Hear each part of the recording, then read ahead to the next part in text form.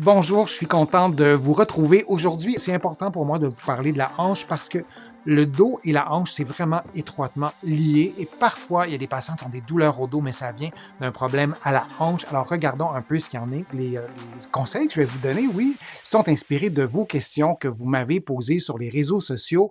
Vous pouvez trouver plusieurs des conseils, des exercices que je vous donne aujourd'hui dans mon livre 99 façons de soulager les douleurs au dos et au cou. Et vous vous souvenez que ces conseils et ces exercices ne remplacent pas les recommandations d'un professionnel de la santé. Encore une fois, il y a beaucoup de personnes qui ont des problèmes de dos qui proviennent d'un problème à la hanche et vice-versa aussi, parce qu'une région est sursollicitée pour pallier justement un problème à la région voisine. Alors, c'est peut-être votre cas, et de penser aux hanches, c'est intéressant. Comment faire pour en finir avec une douleur à la hanche qui part du dos et qui irradie à l'aine et à la cuisse?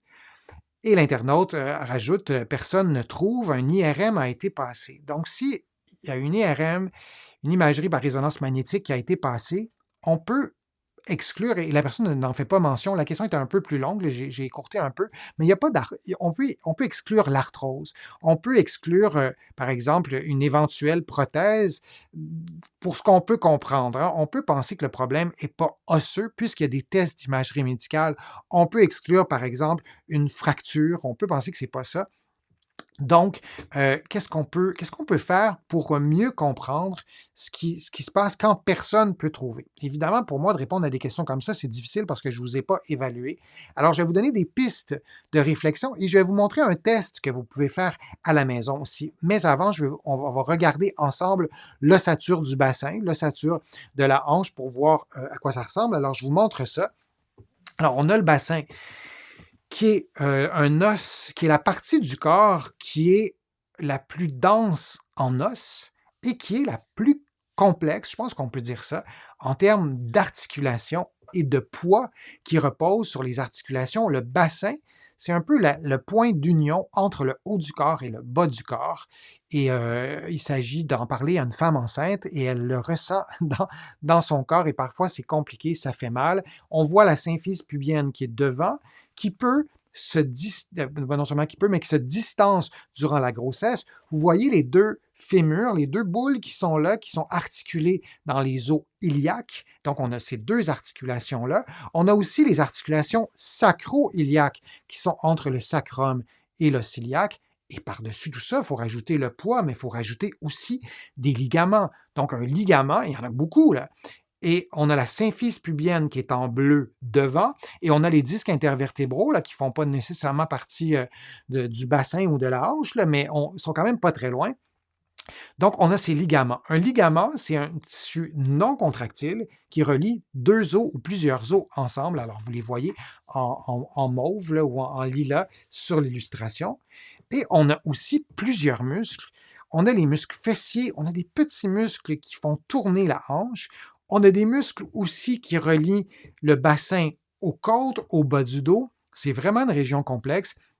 Et on a le psoas ou l'iliopsoas ou un muscle qui relie la région lombaire, le bassin, les ailes iliaques et aussi les membres inférieurs. Alors, les muscles psoas, pour les nommer de façon la plus brève possible, ce sont parfois des muscles qui sont problématiques, qui sont raides, qui sont tendus. Moi, j'ai vu des patients qui avaient des douleurs aux hanches depuis longtemps et en assouplissant les psoas, en rééduquant cette région-là, parce qu'il est assez rare qu'un exercice de souplesse puisse tout régler quand un problème est là depuis longtemps. Ce qui s'est parfois passé, et c'est le cas des patients, des histoires de ces patients que j'ai en tête, il y a eu un problème X, les muscles sont devenus raides, mais avec les mois et les années, il y a d'autres muscles qui sont devenus faibles. Il y a eu des habitudes de mouvement qui se sont installées, qui sont devenues inconscientes, et on doit avoir une rééducation complète. Mais si on veut simplifier, ben, ce psoas que vous voyez à l'écran, parfois de l'assouplir et d'accompagner la personne dans sa rééducation, permet parfois de régler des douleurs qui sont là depuis longtemps.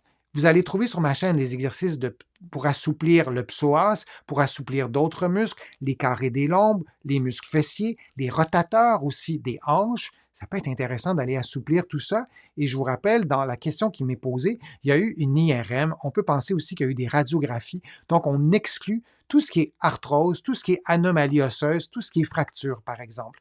Donc, on peut peut-être se rabattre sur les tissus mous.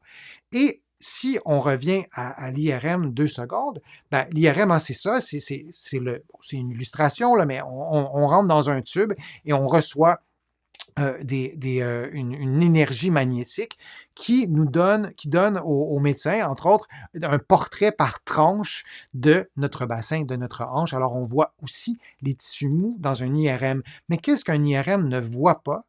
L'IRM ne voit pas le mouvement.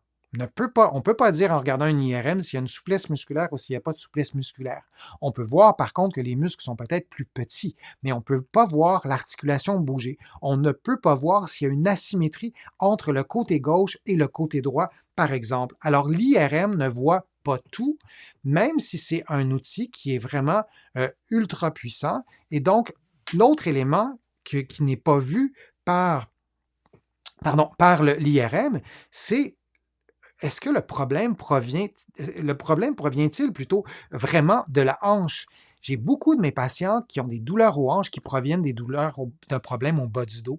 Le bas du dos est tellement raide, par exemple, ils ont une maladie inflammatoire, une maladie arthritique qui réduit la mobilité lombaire sans nécessairement causer des douleurs au bas du dos, rien d'anormal, on a tous un peu mal au bas du dos, ou sinon pas de douleur, et ce manque de mobilité lombaire a fait en sorte que la hanche est surutilisée ou les hanches sont surutilisées et on a une douleur qui s'installe et on a des tensions musculaires, on a de la fatigue musculaire, on a une boiterie qui s'installe, etc., sans avoir d'anomalie osseuse au niveau de la hanche. Par exemple, je pourrais vous donner d'autres contextes, mais c'est important de s'assurer. Je vous parle du bas du dos, mais je pourrais vous parler du genou aussi. Si on a un problème de genou, un problème d'alignement articulaire avec le genou, bien, il arrive que ce soit aussi la hanche ou parfois que la hanche qui écope. Alors l'IRM ne voit pas ça. Et je voulais vous montrer un test pour justement faire un test de dépistage chez vous. Alors, vous vous couchez sur le dos. Ce que vous ne voyez pas à l'écran, c'est que les plantes de mes pieds sont vraiment l'une face à l'autre et je remonte les genoux. Et rendu à la fin du mouvement, mes pieds sont au sol et on reprend. On peut le faire beaucoup plus lentement que ce que je fais. Là, je vous le montre en exercice. Mais moi, je vous invite à le faire en dépistage. Donc, vous faites ce mouvement-là vraiment lentement jusqu'à ce que vous arriviez à la mobilité complète, à une certaine, soit une raideur ou à une sensation que ça ne va pas plus loin. Et vous pouvez faire les deux genoux ensemble, mais vous êtes vraiment attentif et attentive à la fin du mouvement. Et si le mouvement du genou droit va plus loin, vous le laissez aller. Et lorsque vous êtes, pour les deux genoux, à l'amplitude maximale, et là, tout ça ne doit pas reproduire de douleur. Si on a de la douleur, déjà, on a une réponse, on a un test qui est positif, qui fait mal, on veut comprendre pourquoi, on veut consulter. Mais la raison pour laquelle je vous montre ce test-là, c'est qu'à la fin du mouvement, vous restez dans la position et vous tentez de vous détendre. Parce que parfois, lorsqu'on a une douleur à la hanche ou un problème à la hanche, le mouvement que je vous montre peut ne pas faire mal, mais les muscles peuvent rester tendus. Alors, on veut prendre soin, on veut s'assurer de les détendre et ensuite, on vérifie s'il y a une asymétrie entre le côté gauche et le côté droit et on lève la tête pour voir s'il y a une asymétrie parce que bien souvent, on est convaincu qu'il n'y a pas d'asymétrie et on lève la tête et on se rend compte qu'il y a une asymétrie. Et on veut s'assurer, je vous l'ai souvent dit, hein, lorsqu'on fait ce mouvement-là, on ne veut pas voir le bassin tourner. Le bassin doit rester symétrique. On ne veut pas que le bassin s'incline non plus. C'est important. Vous pouvez mettre vos mains sur votre bassin, vous allez le sentir plus. Mais à la fin du mouvement, vous levez la tête pour regarder vos genoux. Combien de fois mes patients m'ont dit « Non, non, mes genoux sont symétriques ». Les patients ou les patientes levaient la tête et ils étaient estomaqués de voir qu'il y avait un genou qui était à 45 degrés, l'autre à 80, et dans leur tête, dans leur cerveau, c'était complètement symétrique. Quand on voit ça, c'est un indicateur vraiment pour nous dire que le problème est là depuis longtemps et le cerveau a normalisé tout ça. Je vais vous montrer maintenant un test semblable, mais dans une position un peu différente. Donc, on le fait seulement d'un côté à la fois, évidemment. Vous placez un genou sur une cheville sur le genou opposé et vous faites le mouvement de l'autre côté. Là, je vous le montre en exercice, mais vous restez dans cette position-là et vous regardez votre mobilité. Vous êtes à l'écoute de ce qui se passe dans votre corps. Vous pouvez le faire beaucoup, beaucoup, beaucoup plus lentement que ça. Vous vous immobilisez à la fin du test. Vous pouvez même prendre des photos, les comparer ou demander à quelqu'un d'autre de comparer selon différents points de vue. Voir si votre bassin tourne lorsque vous faites le test du côté droit et votre bassin reste symétrique lorsque vous faites l'exercice de l'autre, lorsque vous faites le test de l'autre côté. Et s'il y a une asymétrie, ben peut-être qu'il y a une raideur au bassin qui est musculaire, peut-être articulaire. Dans la question qui m'est posée, la personne a eu une IRM, mais si vous n'en avez pas eu une, ben peut-être que le problème est aussi osseux. Mais je trouve que c'est un test qui est vraiment chouette à montrer. On ne peut pas détériorer sa condition en faisant ça. S'il y a une douleur, on l'arrête et on consulte pour comprendre ce qui se passe. Mais c'est vraiment arrivé régulièrement que j'ai traité des patients pour des problèmes de dos. Eux venaient me voir pour un problème de dos et on faisait un test semblable avec d'autres tests, avec d'autres éléments de l'évaluation, bien sûr, mais ce test-là était ultra positif et ils et elles étaient étonnés de voir, de constater que cette asymétrie-là était passée complètement inaperçue, alors qu'elle était vraiment évidente en faisant le test. Alors, souvenez-vous de ce test-là. Vous pourrez le faire lorsque vous voudrez pour voir s'il y a une asymétrie ou pas et pour prévenir aussi certains problèmes. Maintenant, les exercices, est-ce que c'est une bonne idée de faire des exercices? Ben, c'est pas une bonne idée de faire des exercices qui nous font mal. C'est pas une bonne idée de faire des exercices quand on n'a aucune espèce d'idée du problème. Mais on y va progressivement, graduellement. L'objectif, c'est de maximiser sa mobilité, donc articulaire, maximiser sa mobilité musculaire et aussi de renforcer, de travailler son endurance. Et on pourrait ajouter d'autres éléments, entre autres l'équilibre. Donc, les exercices que je vous montre, c'est des exercices qui sont relativement simples. Laissez-moi, normalement, l'exercice devrait commencer. Attendez, je pense que OK, donc je voulais. Oui, c'est ça. Attendez, on va juste revenir ici. Attendez, je vais juste voir ce qui se passe parce que. Bon, OK, sautons cet exercice-là. Allons-y avec celui-là. Donc, c'est un exercice pour les fessiers. Vous êtes couché sur le dos, vous avez une cheville sur le genou opposé et vous levez les fesses et vous maintenez la position pendant plusieurs secondes. C'est un exercice d'endurance. Vous allez trouver sur ma chaîne des exercices de mobilité, des exercices de force. Là, on récupère l'exercice du pont, mais on maintient la position et c'est important de récupérer l'endurance aussi. Et parfois, le fait d'avoir plus d'endurance, ça nous aide et ça aide le corps à récupérer et à se guérir lui-même, si je peux dire. Et on fait évidemment tout ça des deux côtés. On veut garder le bassin symétrique, on ne veut pas avoir une rotation vers la droite ou vers la gauche du bassin pendant qu'on fait l'exercice et vous adaptez tout ça, oui, à vos propres capacités physiques. Ça, c'est important. Un autre exercice qui est beaucoup plus difficile. Si vous avez des crampes, vous ne le faites pas, mais on lève les fesses, les talons sur une chaise et on revient à la position de départ. J'ai fait un montage pour que vous voyez bien l'exercice. C'est un peu brusque. Vous faites tout ça de façon plus harmonieuse, en douceur, mais vous maintenez la position. Vous levez aussi selon votre force et vous placez les talons plus près de vous ou plus loin de vous selon votre morphologie, ce qui est confortable pour vous. Je vous montre cet exercice-là parce que parfois, il y a des exercices qui sont trop faciles.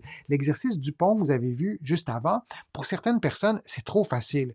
Donc, on a besoin parfois des exercices plus difficiles et l'exercice du pont, les pieds sur la chaise, c'est souvent beaucoup plus difficile et impossible pour certaines personnes et beaucoup mieux adapté pour des personnes qui sont plus fortes parce qu'elles ont fait plus de sport, parce qu'elles ont l'atteinte au niveau de leur musculature, elle est moins forte liée à un problème de hanche qui n'est pas identifié. Alors, c'est important d'avoir des exercices plus difficiles comme celui-là, mais j'aimerais bien ajouter que tout le monde devrait être capable de faire cet exercice-là. On devrait avoir suffisamment de force pour pouvoir le faire, exception faite d'une anomalie à la hanche, d'un processus dégénératif à la hanche, d'une arthrite à la hanche qui nous empêche de faire cet exercice-là. Mais sinon, on devrait tous être capables de faire cet exercice-là en l'adaptant et en s'installant pour être bien sûr confortable.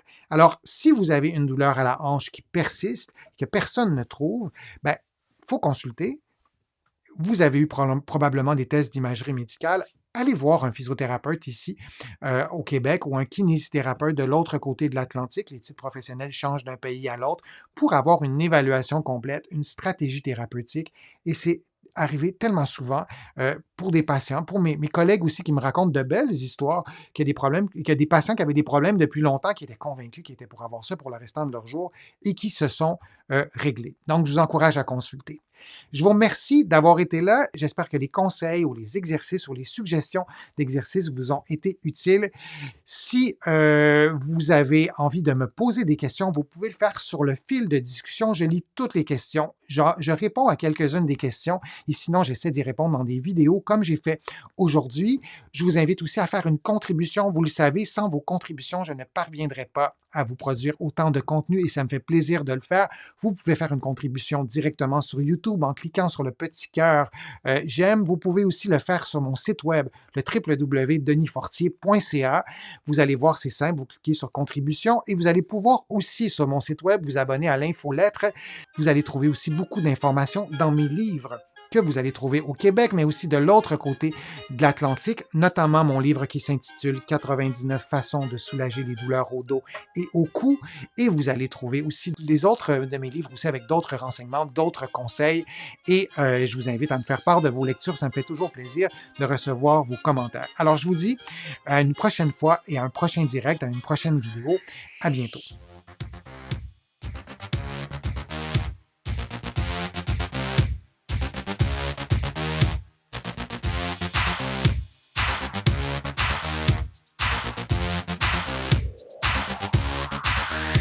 Shh.